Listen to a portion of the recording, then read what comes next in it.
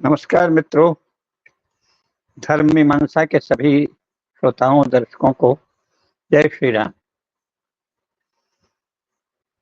धर्म मीमांसा भारत विद्या न्यास का चैनल है और इसका उद्देश्य धर्म की वृद्धि और अधर्म के ह्रास में अपनी शक्ति भर ज्ञानात्मक योगदान देना है।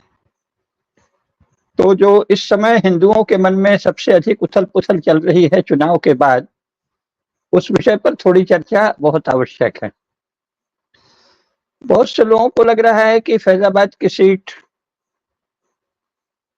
या अयोध्या की लोकसभा सीट, उसका तो मुसलमानों ने और मुसलमानों के चेले कांग्रेसियों, समाजवादियों आदि ने फैजाबाद नाम रख दिया था पूरे जनपद का। थोड़ा बहुत हिंदू संस्कारों वाले कांग्रेसियों के हस्तक्षेप से अयोध्या का नाम अयोध्या रहने दिया गया, अयोध्या नगर का, लेकिन जिले का नाम फैजाबाद ही रखा गया। तो वहां लोकसभा सीट जो है वो तो पूरे जिले की है, फैजाबाद की। उसमें भाजपा हार गई है और सपा जीत गई है। तो इस पे हिंदुओं के मन में बहुत द्वंद्व है, तो उस पर चर्चा करते हैं। लेकिन वो चर्चा केवल एक विषय पर या एक स्थान पर केंद्रित न होकर व्यापक होनी चाहिए, क्योंकि इस चैनल का यही प्रयोजन है कि व्यापक चर्चाएं करें। तो पहली बात तो ये कि जो लोग इस आधुनिक राजनीति, जो कि पॉलिटिक्स है, इंग्लैंड की नकल में चलाई गई, उसके माहिर हैं, खिलाड़ी हैं और उसके वैचारिक जानकार भी हैं, वो तो इस सारे खेल को जानते हैं। लेकिन जो बाकी के लोग हैं, और चूंकि ये सब अंग्रेजी में गिटर पिटर होता है, बहस भी, विचार भी, पढ़ाई भी, शीर्ष स्थल पर या शीर्ष स्थान पर विचारों का आदान प्रदान भी, तो सामान्य हिंदुओं के लिए भारतीय भाषा में मंत्रणा करने वाले लोग एक अपरिचित और अजनबी से, और वही अजनबी का आकर्षण है। अंग्रेज जब यहाँ आए तो उनकी सफलता का भी यही रहस्य था कि हिंदू मुसलमानों में आपस में बड़ी टकराहट हो रही थी। उसका कारण यह था कि मुसलमान सामान्यतः अपने को फैलाने के लिए प्रेम से बोलते थे और फिर अचानक बहुत ज्यादा अत्याचार करने लगते थे। अमर्यादित आचरण, पापाचार, अचानक बिना किसी कारण के मारकाट शुरू कर देना, व्यभिचार, बलात्कार शुरू कर देना। तो इसके कारण, मजहब के नाम पर किए जाने वाले पापों के कारण, कुछ सौ वर्षों से हिंदुओं को ये मुसलमान जो हैं, उनके साधारण व्यक्ति तो अपने पड़ोसी ही होते हैं, लेकिन उनके जो मुल्ला मौलवी और नेता थे वो कुछ अजनबी से लगते थे। तो अजनबियों से भय भी बहुत था कि पता नहीं कैसे, क्योंकि हिंदुओं ने ये कभी देखा नहीं था कि आपने किसी का कोई नुकसान नहीं किया, किसी से कोई अनाचार नहीं किया, किसी का कोई, यहाँ तक कि उनकी इबादत वगैरह में भी विघ्न नहीं डाला, फिर भी अचानक वो उठेंगे और आपके मंदिर तोड़ने लगेंगे और गाली गलौज करने लगेंगे और बलात्कार, हत्या, अपराध करने लगेंगे। तो ये मानव जीवन में हिंदुओं को शास्त्रों से राक्षसों का पता तो था कि राक्षस कुछ ऐसे ही होते हैं, और जैसे राक्षस होते हैं वैसे ही मुसलमान शासक और मुसलमान मुल्ला मौलवी उनको लगे, और पड़ोसी मुसलमान साधारण से लगे। तो बड़ी दुविधा में थे। तो जब अंग्रेज यहाँ आए तो वो मुसलमानों से उनका मुख्य बैर है, ये हिंदुओं को समझ में आ गया। तो उनको ये अजनबी बड़े आकर्षक लगे कि चलो इनसे दोस्ती करके इनको भिड़ा दो। अब ये नहीं समझा कि ये तो अंधे हैं, ये तो मुसलमान को नहीं, साथ में तुमको भी निपटाएंगे। तो इसमें धोखा हो गया, लेकिन अजनबी का आकर्षण था अंग्रेजों के प्रति। तो उसका लाभ लेके अंग्रेजों के जो उत्तराधिकारी सत्ता में आए, उन्होंने भी अपने को अजनबी बनाए रखा। उसके लिए अंग्रेजी का माध्यम लिया, और विचार भी विदेश के लिए, राष्ट्रवाद, समाजवाद, साम्यवाद, जो भारत में कोई चर्चा का विषय नहीं थे, ऐसे विचार, विदेशी भाषा, विदेशी तौर तरीका सलीका, विदेशी शिष्टाचार, संवाद का विदेशी तरीका, आत्मीयता के विदेशी आधार, ये सब विकसित किए। तो साधारण हिंदू आज तक समझ ही नहीं पाया है ये जो पॉलिटिक्स चल रही कि ये है क्या भला।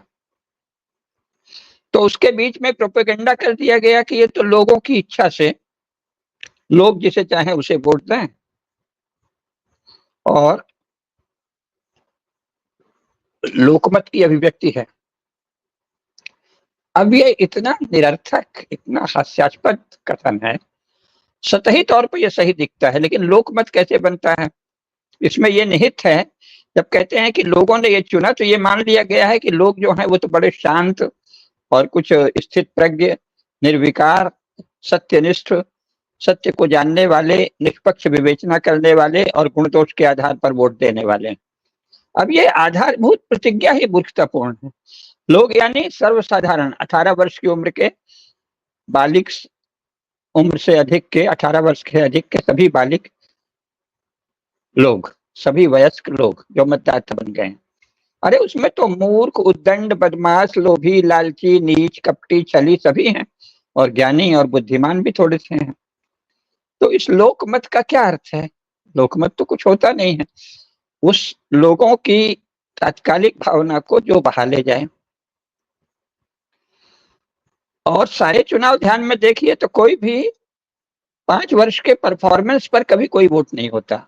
अक्सर या तो शांति से परफॉर्मेंस हो गया है तो ऐन मौके पे कोई असंतोष जगा देगा तो उस असंतोष का लाभ ले जाएगा, और नहीं तो कोई बड़ा भाव, जैसे गौरक्षा आंदोलन है, जैसे राम मंदिर आंदोलन है, जैसे राष्ट्र की रक्षा का सवाल है, चीनी आक्रमण या पाकिस्तानी आक्रमण के समय, यानी कोई विशेष आवेग मूलक मुद्दा अथवा कोई विशेष प्रोपेगेंडा, इसके द्वारा चुनाव सदा ही आज तक जीते जाते रहे। मोदी जी जब आए थे तो सोनिया गांधी जो खुलकर हिंदू धर्म के नाश के लिए और ईसाइयत के प्रचार के लिए काम करने पर उतारू हो गई थी, तमाम तरह की कम्युनिस्ट स्त्रियों और पुरुषों को साथ में लेकर, जो इतने उद्दंड थे कि हिंदुओं को कुछ गुनते ही नहीं थे, हिंदुओं को धूल जैसा मान रहे थे, तो वो हिंदू समाज ने एक सूंघ लिया, एक अनुभव कर लिया, एक उसकी छठी इंद्री जागृत हो गई कि ये बहुत ही पापी और छली समूह है। कांग्रेस की परंपरा से इसका कोई रिश्ता नहीं, सोनिया राहुल का। ये तो नए लोग हैं और ये तो हिंदू धर्म से द्वेष करने वाले लोगों का कोई झुंड है या उनके झुंड के एजेंट हैं। तो उनको मोदी जी में एक आशा दिखी, क्योंकि सारे सन्यासी, महात्मा, सत्पुरुष सब ने मिलकर मोदी जी का स्वागत किया और मोदी जी ने उस स्वागत को स्वीकार भी किया। तो और मुसलमान ने अपनी टोपी पहनाने की कोशिश की तो उसे अस्वीकार कर दिया। तो समझ में आया कि नहीं, ये कांग्रेसियों और सोशलिस्टों जैसे हिंदू द्वेषी नहीं है, और हिंदू धर्म से विद्वेष रखने वाले, शत्रुता रखने वाले मजहब के प्रतीकों के सामने ये झुकेंगे नहीं, सिर नहीं झुकाएंगे। तो इसलिए लोगों ने नरेंद्र मोदी को जमकर वोट दिया। फिर 2014 से 19 के बीच कुछ अच्छे काम मोदी जी ने किए तो 19 में और अधिक वोट दिया। अब इस बार भी देश में अगर आप देखें तो पहले से बहुत अधिक वोट मिले हैं, यानी नई नई जगहों में। केरल में पहली बार एक संसद सदस्य चुने गए हैं भाजपा के, कर्नाटक, आंध्र, उड़ीसा, तेलंगाना, सभी जगह काफी अच्छी बढ़त है। और मध्य प्रदेश में तो पूरी 29 सीट मिल गई, छत्तीसगढ़ और राजस्थान, पंजाब और थोड़ी महाराष्ट्र में समस्या आई, लेकिन मुख्यतः राजस्थान, पंजाब और उत्तर प्रदेश में भाजपा को कम सीटें मिली। बंगाल तो ममता गुंडागर्दी के बल पर चला रही है और गुंडागर्दी को रोकने का अभी तक तो कोई भाजपा ने प्रयास किया नहीं, तो वहां तो जो मिल गया वही बहुत है। तो सारे चिंता की बात उत्तर प्रदेश में आ गई, क्योंकि उत्तर प्रदेश बड़ा राज्य है, सदा ही वो देश के भाग्य का निर्णायक होता रहा है। तो इसलिए ये हुआ कि भाई यहाँ तो आपने 29-30 सीट कम पाई, ये क्या बात है। और उस पर फिर ये हो गया कि अयोध्या में कैसे हार गए। अब इसमें 3-4 चीजें पता चलती हैं। पहला तो ये कि ये जो पॉलिटिक्स की प्रकृति है, इसके विषय में औसत साधारण शिक्षित हिंदू को कोई ज्ञान नहीं, वो भावना से चलता है। और जबकि ये पॉलिटिक्स भावना से कोई रिश्ता नहीं रखती, ये तो बहुत ही दांव पेंच और छल कपट की चीज है, आवेग और प्रोपेगेंडा की चीज है। तो इसको लोकमत वगैरह मान लेना तो अज्ञान है। तो अज्ञान का तो इस संसार में कोई औषधि नहीं है, ज्ञान ही उसकी औषधि है। तो पहली बात तो ये कि ये जो मॉडर्न पॉलिटिक्स है, ये किसी भी रूप में शांत चित्त से लोकमानस द्वारा लिया गया निर्णय इसमें चुनाव में कारक नहीं होता। आवेग आवेग और प्रोपेगेंडा ही कारक होता है। तो ये देखना पड़ेगा कि कौन सा आवेग जगाया। तो आवेग जगाया, भाजपा की समस्या यह है कि उसने कोई आवेग नहीं जगाया। उसने जो वास्तव में सुशासन था मोदी जी का, सुंदर शासन था, उसका भी पर्याप्त प्रचार नहीं किया, क्योंकि उसके कार्यकर्ता कुछ सोचे कि अब तो आ ही रहे हैं तो चलो हो गया, अब तो अपने को, उनको भीतर उनके मन में अच्छे भाव थे कि हमें तो काम धर्म का ही करना है, लेकिन उन्होंने इसको चैलेंज की तरह नहीं लिया। जहां लिया वहां सफलता मिली, और जहां नहीं लिया, उत्तर प्रदेश में सारे कार्यकर्ताओं ने इसको चैलेंज की तरह नहीं लिया। योगी जी ने लिया और मोदी जी ने लिया, शायद अमित शाह जी ने भी लिया होगा, उतना ध्यान से मैंने उनकी उत्तर प्रदेश से संबंधित गतिविधियों पर ध्यान नहीं दिया है। तो जब इसको चैलेंज की तरह नहीं लिया, सब मान के चले कि अरे हमने तो राम मंदिर भी बना दिया, ऐसा लगता है कि ज्ञानवापी भी मिल ही जाएगी विधि प्रक्रिया से, और कृष्ण जन्मभूमि भी आगे चल के मिल ही जाएगी, जो कि सच है। तो फिर क्या है, फिर तो हिंदू जनमानस देगा ही। लेकिन धार्मिक भावना का विश्व अलग है, वो धर्माचार्यों के द्वारा होता है, धर्माचार्यों के द्वारा जगाया जाता है। उस विषय में भी भाजपा और उसके जुड़े संगठन पिछड़े रहे हैं, क्योंकि वो कुछ एक नया संप्रदाय जैसा बनाने की कोशिश करते हैं। ये जो विराट हिंदू समाज है, इसके जो विविध संप्रदाय हैं, इन सब से संयोजन करना, और उससे भी बड़ी बात यह है कि जो मुख्य धारा है हिंदुओं की, वर्णाश्रम को मानने वाली स्मार्त धारा और वैष्णव धारा, इन दोनों धाराओं के विषय में संघ भाजपा के लोगों को बहुत कम ज्ञान है। साधारण ज्ञान है, लेकिन इनके मानस को कैसे छूना वो नहीं है। तो इसलिए धार्मिक मानस से वोट का संबंध भारत में बना नहीं है। धार्मिक मानस धर्म भावना से, उत्साह से, आनंद से, प्रभु की भक्ति से विभोर रहता है। वोट हमारे यहाँ एक सौदेबाजी की चीज बना दी गई है, और संपूर्ण यूरोप में वोट सौदेबाजी की ही चीज है। इसको तो विचार विचार का आवरण कम्युनिस्टों ने दिया, जो कि संसार के सबसे अधिक क्रूर, छली, ठग और बहुत ही अमानवीय बर्बर नरपिशाच थे, जिनका विचारों से कोई लेना देना नहीं है। उन्होंने पादरियों की थियोलॉजी के उत्तर में आइडियोलॉजी यानी विचार को दिया। तो वो तो प्रोपेगेंडा है, क्योंकि किसी विचार से संसार का कोई कम्युनिस्ट आज तक आचरण करते नहीं दिखा। वो तो झूठ, छल, कपट, हत्या, बलात्कार, नृशंस, यहाँ तक कि माओ ने तो आदमियों को जिंदा खाया और खिलवाया। तो मानव मांस भक्षण, नर पिशाच, हत्याएं, इसके द्वारा कम्युनिज्म बढ़ा है। तो उसका आइडियोलॉजी से क्या लेना देना। लेकिन भारत में ऐसी मूर्खता हुई नेहरू जी के समय से, प्रचार से, कि लोगों ने मान लिया कि ये सब जो मनुष्य को मार मार के खाते हैं, हत्याएं करते हैं, अपने विरोधी को सहन नहीं करते, जो कल तक राजनीति में साथ था उसको मरवा देते हैं, और खुल के मरवाते हैं, किसी एकाध को नहीं, लाखों लाख करोड़ों करोड़ लोगों को। ये कोई आइडियोलॉजी है।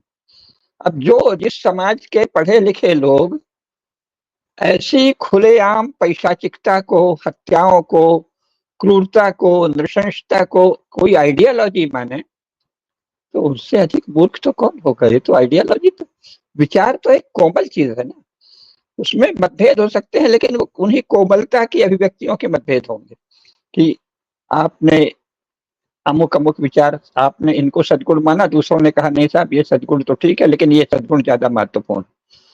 विचारों में दुर्गुणों की वकालत तो आज तक नहीं देखी गई। तो विचार क्या है, बड़ी मन की कोमल और सुंदर चीज है, और वो सद्गुणों पर ध्यान देती है। तो आइडियोलॉजी में सद्गुणों का क्या मतलब, वो तो क्रूरता, नृशंसता, पैशाचिकता, इस पर बल देती है। तो उसको विचारधारा कैसे मान लिया। तो ऐसी मूर्खता शिक्षा और संचार माध्यमों पे शासकीय अधिकार से फैलाया गया। तो ये जो पढ़ा लिखा, साधारण पढ़ा लिखा, जो शीर्ष पढ़ा लिखा है, अंग्रेजी माध्यम से पढ़ा है, कॉन्वेंट आदि में पढ़ा है, फिर साथ में ऊपर का शीर्षस्थ एलीट क्लास के संपर्क में है, अथवा स्वयं एलीट क्लास है, वो तो सारे खेल को जानता है।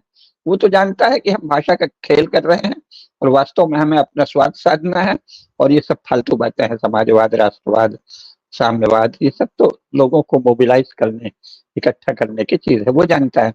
लेकिन जो मध्यवर्गीय हिंदू, जो मूलतः अंग्रेजी मानस वाला नहीं है, जो मूलतः भारतीय भाषाओं के मानस वाला है, जो मूलतः भारतीय संस्कारों वाला है, जो थोड़ा बहुत तो अंग्रेजी जानने लगा है, लेकिन वो उसको अपनी भारतीय दृष्टि से ही जानने की कोशिश करता है। तो जो कल्पना भी नहीं कर सकता कि ऐसे कोई पैशाचिक छल कपट और माया जाल को इतने उदात्त शब्दावली में प्रस्तुत करने का भी कोई मनुष्य साहस करेगा, और वो मनुष्य देखने में सामान्य दिखेगा। तो ये अंग्रेजी शिक्षा ने हमारे यहाँ असामान्य और विकृत व्यक्तित्व पैदा कर दिए हैं ऊपर में, और साधारण आदमी जो है वो बेचारा सामान्य भाव से देखता है। तो उसने सोचा अच्छा कोई आइडियोलॉजी माने विचारधारा है, विचारधाराओं का खेल चल रहा, अंदाज ही नहीं है। एक बहुत बड़े धर्माचार्य हैं, उन्होंने एक पुस्तक लिख दी, राम राज्य और मार्क्सवाद। अरे कहाँ राम राज्य, भगवान राम का धर्म, सनातन धर्म की स्थापना, कहाँ मार्क्सवाद का अर्थ है हत्या, गुंडागर्दी, नृशंसता, पैशाचिकता के ताने बाने से सत्ता पर कब्जा करने की युक्ति। तो उसमें राम राज्य और मार्क्सवाद पुस्तक का क्या अर्थ है? लेकिन वो जो स्वयं उदार है, बड़ा है, विचारवान है, पंडित है, उसको दूसरा भी अपना कहते हैं ना, जस आपुन तस आनहु जाने, है ना। लेकिन इसमें उल्टा हो गया, शत्रु को नहीं पहचानना, विरोधी शक्तियों को नहीं पहचानना, पार्श्विक शक्तियों को नहीं पहचानना, इससे बहुत उल्टा हो गया। इससे वो हो गया कि जो कबीर ने कहा है, दर्पण केरी गुहा में सुनहा पैठा धाय, देख के प्रतिमा अपनी भूखी भूखी मरी जाए। तो ये जो हिंदू मध्य वर्ग के लोग राजनीति में आए हैं, ये विचारधारा की अपनी ही एक गुफा में कैद हैं, और उसमें अपनी ही प्रतिमा देखते हैं और फिर देखते हैं कि अरे ये तो ऐसा नहीं हो रहा है, तो भूख भूख मर जाए। कोई आइडियोलॉजी का संघर्ष नहीं है, सत्ता का संघर्ष है। जब सत्ता का संघर्ष है तो चुनाव के समय उद्वेग कारक चीजें, आवेग कारक चीजें, उन्माद जगाने वाली चीजें, बहा ले जाने वाला प्रोपेगेंडा क्या है, इस पे ध्यान देना चाहिए। तो भाजपा ने ऐसा कोई प्रोपेगेंडा नहीं किया इस बार, कोई हवा नहीं बनाई, और वास्तविक जो सुशासन था उस पर आत्मविश्वास किया, और सोचा कि हम तो आत्मविश्वास कर ही रहे हैं, हम तो सत्कर्म कर रहे हैं, हम तो दुष्टों का दलन कर रहे हैं, हम तो मजहबी उग्रवाद को भी कई जगह कंट्रोल कर रहे हैं। एंड चुनाव के समय नई नई जगह पर थोड़ा हिंदुत्व की बात आदरणीय मोदी जी ने की, तो उसका हमें फल देखने को मिलता है सब जगह, उड़ीसा में, तेलंगाना में, आंध्र में, कर्नाटक में, केरल में, मध्य प्रदेश में, दिल्ली में, सब जगह दिखता है। यूपी में प्रारंभ से ही कम्युनिस्ट और सोशलिस्ट तत्व बहुत ही षड्यंत्रकारी बुद्धि से विदेशी शक्तियों की साठगांठ से सक्रिय है। तो उनको जाति की भावना उभारना, झूठा प्रोपेगेंडा करना, उन्माद जगाना, झूठी बात उड़ा देना, ये बहुत आता है। अब राहुल गांधी भी उनकी ही जमात में शामिल हो गए हैं। तो उन्होंने एक झूठ की पराकाष्ठा, मतलब मैंने भारतीय राजनीति में राहुल गांधी जैसा झूठा व्यक्ति आज तक नहीं देखा, जो जैसे सपाट, यानी जो घटित हो रहा है उसकी ओर देखना ही नहीं, क्या है समाज में, क्या यथार्थ है उसकी ओर देखना नहीं, बस कुछ तय किया है कि ये बोलना है सो बोलना है, यंत्रवत उसे दोहराना है। संविधान को बचाओ, हम संविधान बचाएं, नहीं खत्म करेंगे, नहीं खत्म होने देंगे, हम संविधान की रक्षा करेंगे, हम गरीबी मिटाएंगे, आए बाएं साएं। ये निर्लज्जता की पराकाष्ठा, ये होश ही नहीं कि हमारे पुरखों, हमारे पार्टी के लोगों ने ही 60 वर्ष तक राज्य किया और हमेशा गरीबी हटाने का नारा देते रहे, कभी नहीं हटा पाए। संविधान का सबसे ज्यादा उल्लंघन, संविधान की सबसे ज्यादा तोड़ मरोड़, संविधान को नाश करने का काम कांग्रेस ने किया। मैंने तो जब भारतीय जनता पार्टी 2014 में आई थी, तभी सार्वजनिक रूप से भी वीडियो में, लेख में सबसे मांग की थी कि एक आयोग तत्काल गठित किया जाए कि संविधान का पूरी तरह दुरुपयोग किसने किया और संविधान के मूल लक्ष्यों को अनदेखा किसने किया, इसकी जांच होनी चाहिए। क्योंकि कांग्रेस ने जो संविधान की मूल भावनाएं थी उनको नष्ट कर दिया और उनके विरुद्ध काम किया है बहुत से। अभी उस पर विस्तार का समय नहीं है, अलग से हम कह चुके हैं। तो जिनको संविधान को तोड़ने मरोड़ने और उनकी विकृति करने और उसके मूल भाव को नष्ट करने का आरोप लगाकर जेल में डाला जाना चाहिए था, भाजपा की निष्क्रियता अथवा उदासीनता के कारण वो भाजपा पर संविधान के को नष्ट करने की कल्पना का आरोप लगा रहे हैं। राहुल गांधी की पार्टी ने तो संविधान को नष्ट कर दिया, उसको विकृत कर दिया, उसकी मूल भावना को खत्म कर दिया। जो सब हिंदू मुस्लिम ईसाई या जो भी हो, सबके लिए समान व्यवहार जो संविधान का मूल भाव है, उसको कांग्रेस ने पाताल में गड़ा दिया, नष्ट कर दिया, इतना बड़ा अपराध किया है और वो संविधान को बचाने की बात कर रहा है। बाबा साहब अम्बेडकर ने कहा था अनटचेबिलिटी एक्ट में कि कोई किसी भी जाति के विरुद्ध अपमानकारक वाक्य बोले तो वो अनटचेबिलिटी एक्ट जो है उसमें गिरफ्तार हो सकता है, उसके विरुद्ध मुकदमा चलेगा। इंदिरा गांधी ने क्या कर दिया, जो शेड्यूल कास्ट और शेड्यूल ट्राइब, विशेषकर शेड्यूल कास्ट के विरुद्ध अगर किसी ने थोड़ा भी अपमानकारक शब्द बोला, यहाँ तक कि जाति का नाम भी ले लिया, तो उसे गिरफ्तार कर लिया जाएगा। अरे संविधान का तो तुमने नाश कर दिया। संविधान में संपत्ति का मौलिक अधिकार था, आपने खत्म कर दिया।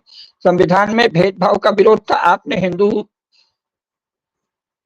को मुसलमान और ईसाइयों से अलग करके किनारे बैठा दिया। चुपचाप बैठो, तो अपना धर्म नहीं पढ़ सकते, संस्कृति नहीं पढ़ सकते, अपनी वेदों की शिक्षा नहीं ले सकते, और कुरान और बाइबल की शिक्षा के लिए सरकारी खजाना खोल दिया। ये सब संविधान के दुरुपयोग हैं। 2014 में तत्काल ही एक आयोग बनाया जाना चाहिए था, संविधान के दुरुपयोग की जांच करना चाहिए था और संविधान के मूल स्वरूप को पुनः प्रतिष्ठित करना चाहिए था, जो 26 जनवरी 1950 को जैसा था। सारे ही संशोधन रद्द कर दिए जाने चाहिए थे, वो नहीं किया भाजपा ने। तो ये आदमी संविधान बचाने कह रहा है। मतलब निर्लज्जता की, ढीठ की कोई हद होती है। लेकिन प्रोपेगेंडा करने दिया गया।